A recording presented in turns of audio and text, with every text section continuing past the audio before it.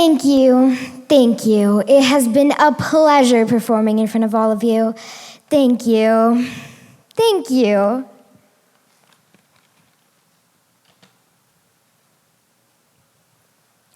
Whoops, sorry.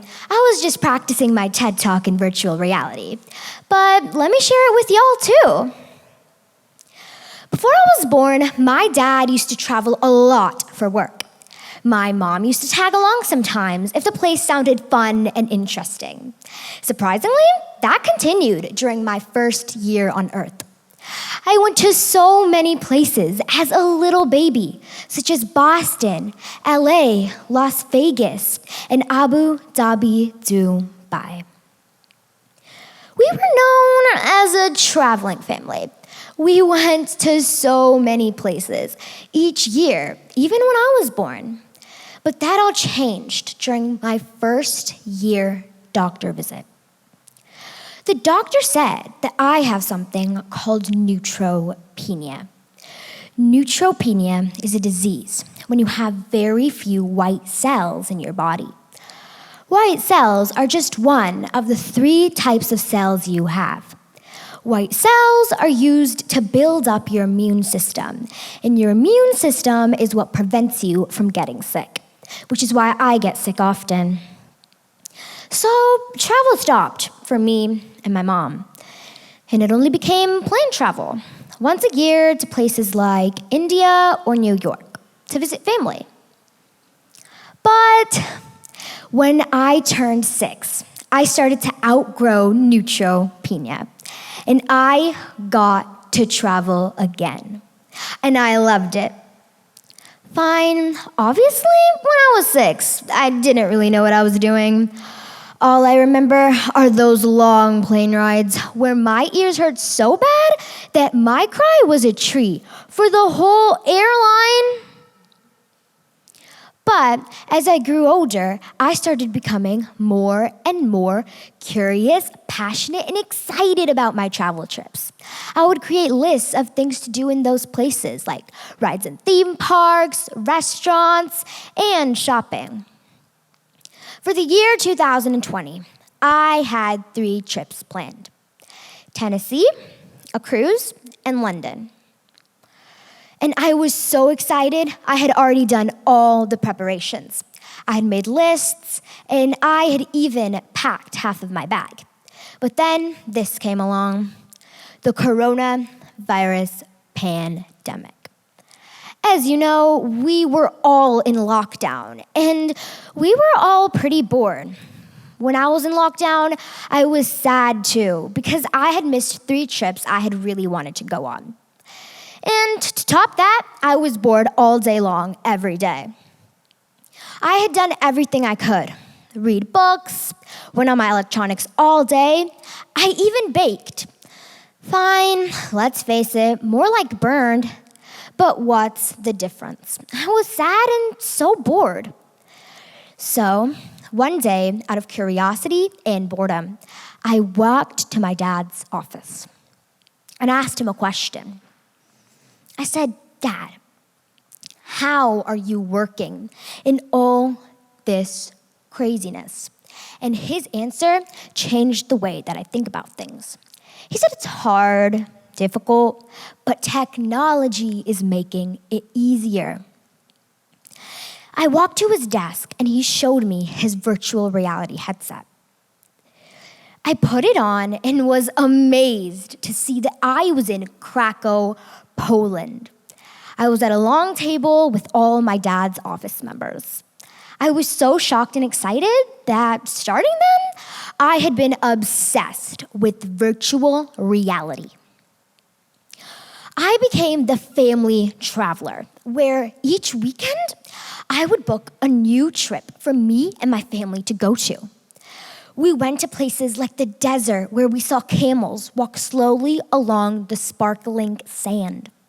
We went to the Amazon rainforest, where we saw the tall, green, leafy trees and all the wonderful animals like monkeys and very pretty birds. And one day, while I was researching some new games to play on my VR headset, I came across something new and different. It was something called AR. AR, I decided to try it. So I downloaded an app, and I was so shocked and excited to see that with the app, I had a lion sitting on my bed. When I sent this picture to my friends, they were all a bit confused. So before you get confused, here's the difference between VR and AR. Let's start with VR. VR is short form for virtual reality. Virtual reality is when you put on a headset and you can go anywhere in the world, even space. And I think that's so cool because you can do and go places where you've always dreamed of visiting, thought of visiting, and you can do things that you wouldn't even be able to do in real life. An example of this is when I went to Paris, France. On a Saturday morning, I thought of a day, because that day was the day that I was going to go on a cruise ship, but I couldn't. And so I decided to put on my headset and go to Paris, France, a place I had always dreamed of visiting. I put on my headset and was transported into the Eiffel Tower. I was shocked to see the beautiful landmark I had always thought of visiting. I even got to take a picture, which was a really cool experience for me. Next is AR. AR is short form for augmented reality. This is when you can bring something into your world through a device. There are various apps which allow you to bring different things. You can bring things like furniture, animals, all the way to people and skyscrapers. And I think it's really cool because you can see things that you wouldn't ever be able to see in real life. Now, people can use VR and AR for many crazy things. Like how I used it to get my mom into some fun trouble. I showed my grandparents a messy room through augmented reality and said that my mom was making me clean it. Let's just say she got into a lot of trouble. And one day, while I was eating lunch alone during quarantine, I wanted to eat at a restaurant. So I put on my headset and I was shocked and excited to be in my favorite fast food restaurant, Chick-fil-A, on a Sunday.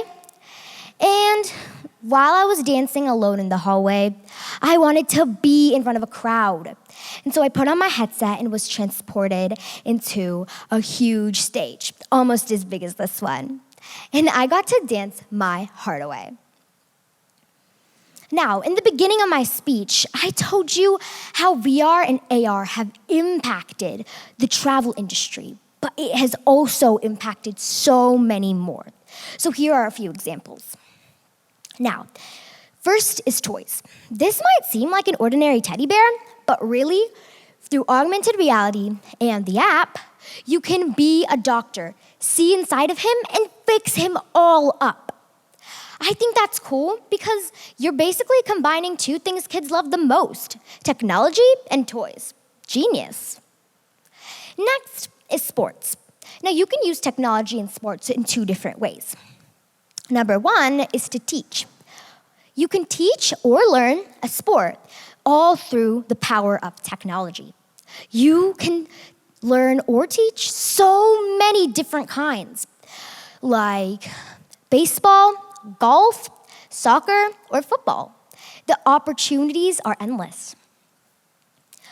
Number two, you can watch the latest football game all through the power of VR. You can have free snacks and a front row seat, and I think that's pretty awesome and better than really being there. Next is restaurants. A restaurant in Paris called Little Petit Chef really allows its guests to experience AR. How? Through entertainment, of course. In Little Petit Chef, there are white tables all over the restaurant, and above each table is a projector that projects a 3D chef. That 3D chef cooks your food in a really funny way, walking all around the table. And when he leaves, your real food is here. Voila. Next is medical. Doctors can use VR and AR in a crazy cool way that you might not even imagine. Doctors put hidden tiny cameras all around the operation room and inside the patient's body. Then they can put on their headset and see what all the cameras see. This allows them to see better inside the patient's body. And then, whatever their arms do, the robotic arm does that's right above the patient. So their hand movements control the robotic arm, which allows them to make more delicate movements. And something that I thought was pretty cool was that the doctor and patient can be on the other side of the world, but still, the doctor can do what he would do if he were really there. Put on the headset, hand movements control the robotic arm. I think this is a cool new way that patients can have access to doctors from remote places. Now, I really think that VR and AR is the future. We all dream about flying cars and teleportation, right? Well, VR and AR is just like that. You can go wherever you want and see whatever you want to see. Now, before I go, I have 2 pieces of advice for you. Number 1, you all should definitely try VR and AR. It's a really cool thing, and you can do whatever you've always wanted to do. And number 2, why don't you try something new today? Because you never know where it might take you. Thank you.